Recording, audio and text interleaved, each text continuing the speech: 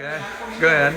So this is the map showing the all the data related to airstrikes conducted by the U.S. military, Air Force, and its ally during the war. Over 5 million tons of bombs were dropped in Vietnam during the war, and 10% of this bomb did not go off on impact, resulting in thousands of unexploded ordnance lying scattered on the ground. And in Quang Tri province, we are now here in Quang Tri province, so it was the northernmost province of the south of Vietnam, so it was heavily bombed and shelled.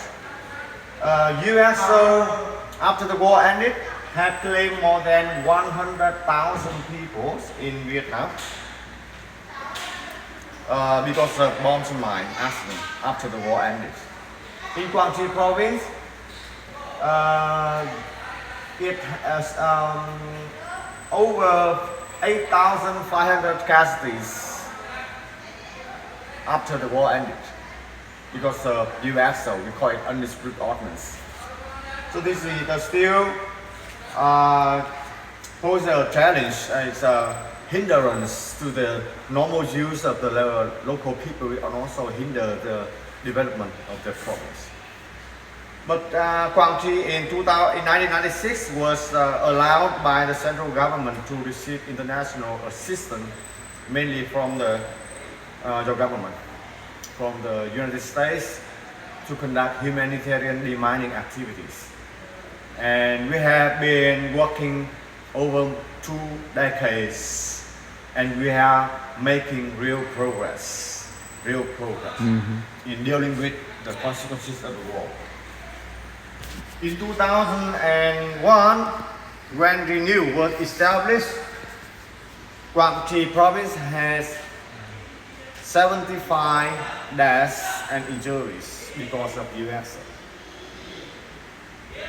This map shows you the location of the accident caused by undisputed ordnance in almost everywhere in Quang Tri province. So this is the DMZ. The 17th parallel, it was the provisional military demarcation that separated Vietnam into north and south from 54 until 75. And 2 decades of work have resulted in a measurable reduction of deaths and injuries. In 2019, it was the first year that Quang Tri had 0 accidents. It was the record. Wow. And we managed to keep that record for 3 years. Until 2022, accident happened again. Last year, no accident. So our goal is to make sure that nobody will be killed or injured by the US. So you see the children, they are here receiving this education. So these young people need to be equipped with the proper knowledge on USO. That's right. Yeah. Because they grow up, they are obliged to help their parents with housework or maybe tending livestock, farm, Yeah. and very much vulnerable to being affected by that risk of war. They're very cute kids, and Yeah. I love the way they're dressed. Yeah. Let me get them to wave. Tell them to wave. Bye Bye. bye. Hey, bye, bye, bye. So Scott, Oh, this is wonderful meeting those so kids. it's the map showing you the Oh yeah. it's a DMZ, but this is all the all the infamous geographical names. It's where the U.S. Marines were stationed Right. from 64 until 1971, I believe. So you see Dong Ha, Cam Loan, Cam Carroll, Yoling, Khon Thien, along Route 9 up to Khe Sanh, where the U.S. Marine have a combat base. and then up to Langway to the border with Laos. So this depicted the intensive bloody fighting between the NVA and Marines from 66 to 68. Especially in Kazan, you know, under the siege, the NVA infiltrating crossing the DMZ and attacking the Donbass base here. So a lot of American GIs were killed. 1968 saw the high number of American combat soldiers, KIA, killed in action. Regarding, in addition to bombardment by U.S. Air Force, Quang Tri also suffered from the Napoleon chemical warfare. In terms of the number of gallons of herbicide and defoliants, Quang Tri ranked number 9 in all the 54 provinces heavily sprayed. But in terms of the area of the land, the number of gallons sprayed in Quang Tri, particularly in 67, 68, up to number 4, ranked number 5, because not only Agent Orange but blue agent, white agent, purple agent, and in some places the U.S. Air Force, they conducted spray up to 6 or 7 times. Because the canopy was so thick, they had to deplete it in order to destroy the jungle, to deny the cover for NPA. Right. But the effects, the consequence of the Agent Orange dioxin is went deep into the ground, and so in the fish pond, in the soil, in the soil. So after the war, people ate the fish in the fish pond, so they got affected by dioxin. That's why more than 9,000 people in Quang Tri province suffer disabilities related to the Agent Orange.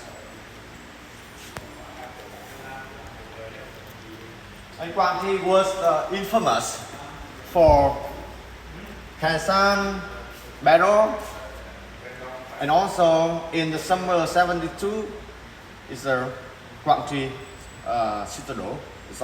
Those are these findings in Vietnam, in Quang Tri, resulted in people in the U.S. taking the streets to protest against the war, demanding the U.S. government to bring all the troops home. Right. Yeah. So that is resulted in, like in 73 when the Paris Agreement was signed. In Paris. Yeah, in Paris, and is the exchange of prisoner of war on both sides, and also all the U.S. combat soldiers left Vietnam. But the fighting continued until 75. Yeah. You know. Yeah.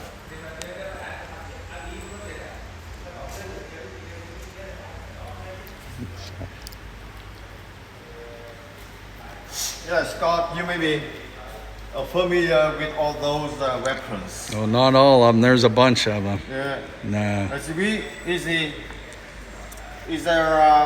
identify, qualify as the FE is free from explosive. Rendered safe by our team. So Renew, we partner with Norwegian People's NPA.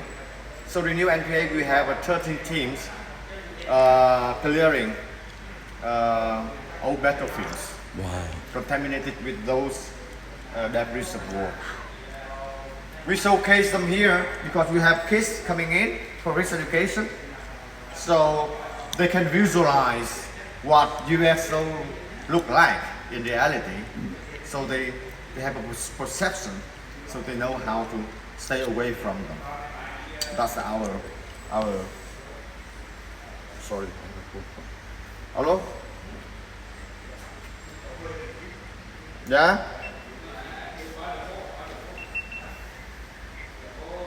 Ok, em đang chị cái đưa đòn để nó đi. Dạ dạ.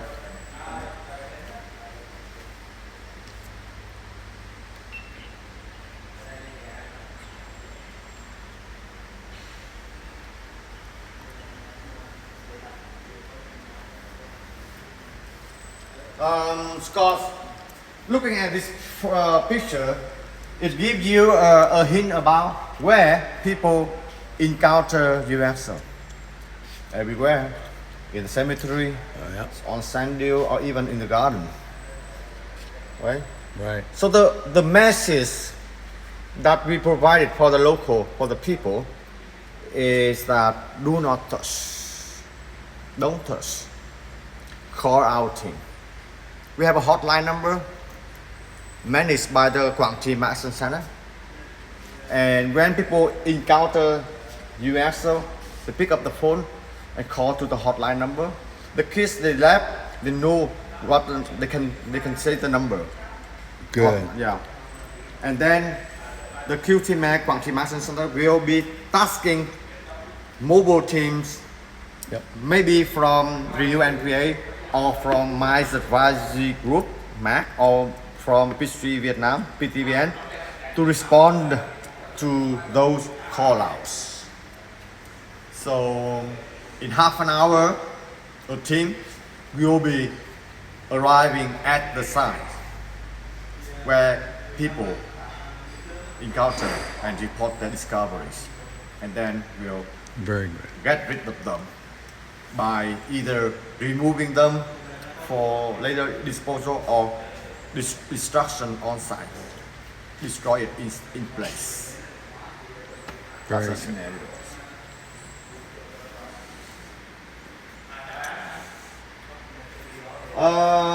Before humanitarian demining team were deployed on the ground, demining work started in the years after the war ended in Quảng Trị province, particularly from 73 to 79. Those who were involved in this dangerous work, mainly youth. I mean, people aged from 18 up to 25. They were mobilized to work along with the army unit, manually demining.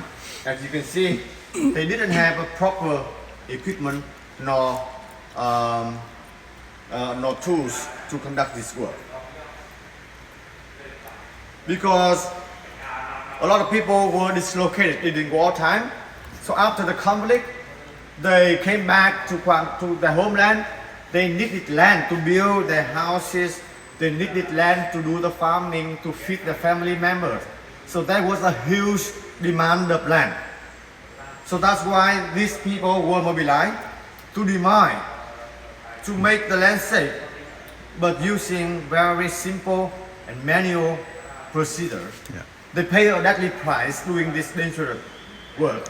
A dozen of people die on a daily basis in those years after the war, in the early years afterward. That's why we put an early post-war clearance. Right. Let's come over here a little while.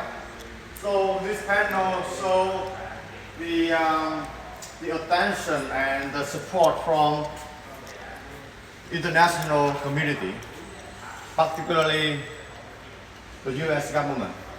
So every single U.S. ambassador pay visit to Quảng Trị province since the normalization. From the Ambassador Peterson until the current ambassador, Ambassador Mark Napper. So why? Because Quảng Trị suffered a heavy devastation during the war and the lingering impact of the undistributed ordnance, Agent Orange. So that's why Quảng Trị has received a lot of support. Yes. And the U.S. government has been the largest donor to the humanitarian demining activity in Quảng Trị province. We also have received support from Norway, Ireland, Germany. Yeah. So we see all the support from the international donors um, have make Quảng Trị safer, and we would like to work to continue receiving support so that we can make Quảng Trị safe from impact of bombs and mines. We have a map here. You see the result of the I think 8 years of work from Renewable NPA team. We conducted technical survey in all the villages, all the accessible villages in Quảng Trị province. So the red polygons indicate that is the confirmed hazard area that need clearance. It mapped out, and then though red contaminated area in Quảng Trị consisted of 620 square kilometers of land. And so far, 31% have been cleaned up. The remaining need to be followed up, but it will take Quảng Trị at least 12 years and a half to complete the work. Based on the existing manpower and the resources, the funding, calculated by all the international operators.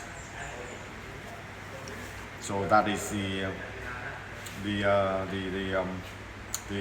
objective of our work here. You cannot go to the field because it's very short notice, but this depict you, give you a hint about the daily operation of the team members, the demanding teams. It's a mobile team from Mines Advisory Group, MAC, responding to a 16 naval shell. Yeah.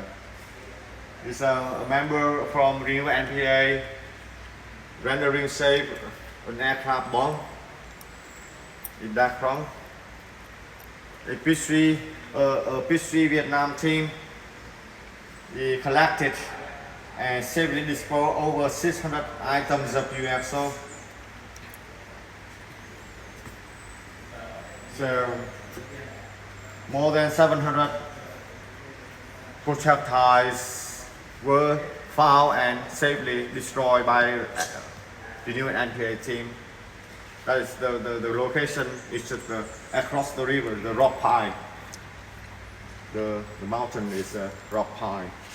You see, I think that maybe Lộc will bring you up there yesterday. Yeah, we went. Okay, good. Yeah, in comparison with the early years, when young people, when the youth and the army youth didn't have proper equipment, now all team members here, they have these handheld metal detectors. Yep. To search for the UFO.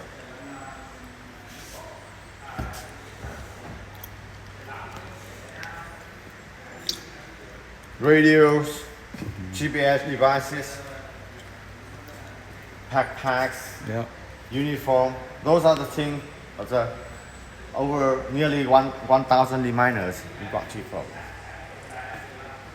In the process of work, we suffer our biggest loss.